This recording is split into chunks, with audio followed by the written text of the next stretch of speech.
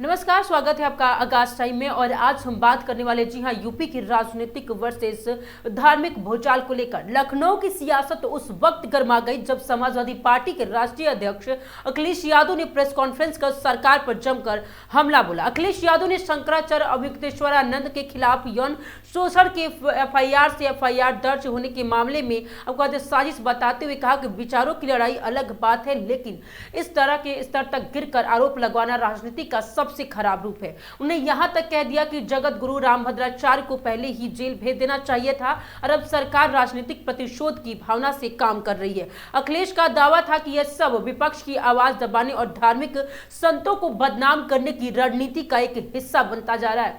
Court के आदेश के से फिर आपको कहते हैं कि एफआईआर दर्ज हुई और एफआईआर से सियासत भी तेज हो गई है। दरअसल प्रयागराज की पॉक्सो कोर्ट में 2 बच्चों को पेश कर शिष्य आशुतोष ब्रह्मचारी ने गंभीर आरोप लगाए थे कि जिसके बाद कोर्ट ने दोबारा मुकदमा दर्ज करने की आदेश दे दिए। देर रात एफआईआर दर्ज होते ही राजनीतिक हलकों में हलचलें मच गई। अखिलेश यादव ने इसे पूरे घटनाक्रम को सत्ता के दबाव में जोड़ते हुए कहा कि सरकार और विरोधियों के अपमानित और बता दें कि डिमोरलाइज करने की नीति पर चाल चल रही है। उन्होंने कहा कि हम समाजवादी लोग घबराने वालों में से नहीं है, सुरक्षा वापस ले लो, घर छीन लो, लेकिन हम जनता की लड़ाई लड़ते रहेंगे। डिप्टी सीएम को खुला ऑफर दिया, 100 विधायक लाओ और मुख्यमंत्री बन जाओ। प्रेस कॉन्फ्रेंस का सबसे चौंकाने वाला बयान तब आया जब अखिलेश ने दोनों डिप्टी सीएम केशव प्रसाद मौर्य और ब्रजेश पाठक को खुला ऑफर दे डाला।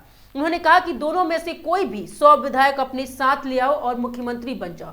मन तो दोनों का ही है, इससे बेहतर ऑफर उन्हें कहीं नहीं मिलेगा, लेकिन ऑफर सिर्फ एक हफ्ते के लिए है। इस बयान को यूपी की सियासत में सत्ता संतुलन को लेकर बड़ा संकेत भी माना जा रहा है।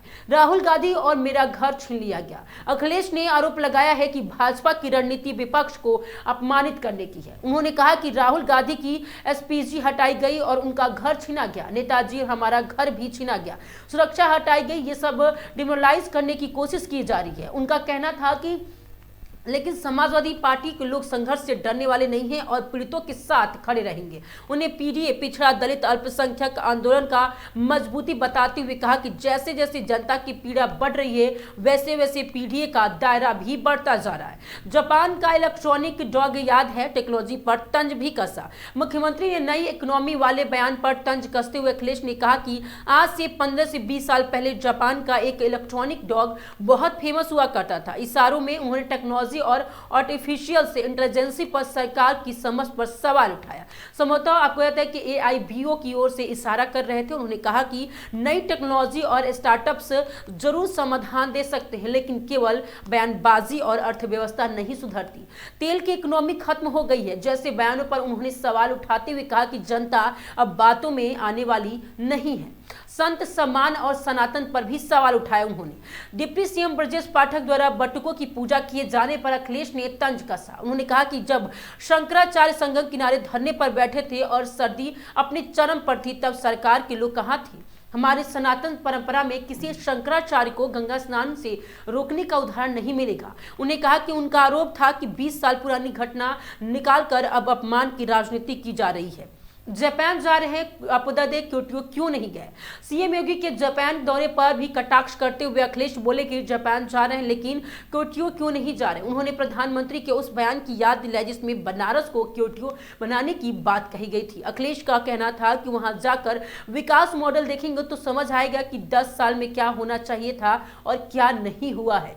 गोरखपुर पर भी हमला बोला। उन्होंने कहा कि गोरख धंधा चल रहा है। गोरखपुर के स्वास्थ्य व्यवस्थाओं को लेकर भी उन्होंने सरकार को घेरा है। हाल की घटनाओं का जिक्र करते हुए कहा कि एम्स कहां है, मेडिकल कॉलेज है, लेकिन इलाज की स्थिति कहां है?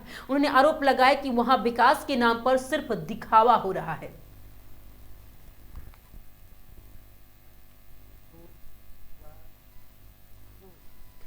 निष्कर्ष यही है कि सियासत का तापमान बढ़ता और टकराव तेज हो रहा है। अखिलेश यादव की यह प्रेस कॉन्फ्रेंस साफ संकेत देती है कि यूपी की राजनीति आने वाले दिनों में और गर्माने वाली है। धार्मिक संतों के मुद्दों से लेकर टेक्नोलॉजी, अर्थव्यवस्था, सुरक्षा और विकास तक हर मोर्चे पर सीधी चुनौती दी गई है। अब देखना यह होगा कि सरकार इन आरोपों का क्या जवाब देती है और यह सियासी घमासान किस दिशा में आगे बढ़ता है। फिलहाल इतना तय है कि प्रदेश की राजनीति में बयानबाजी का पारा अपने चरम पर है और दोनों से पार पलटवार हो रहा है। 2027 के चुनाव आने वाला है और ये देखना होगा कि इस चुनाव में आखिर विजय किसकी होती है। हमें कमेंट करके जरूर बताएं और देखते रहें आगाज टाइम।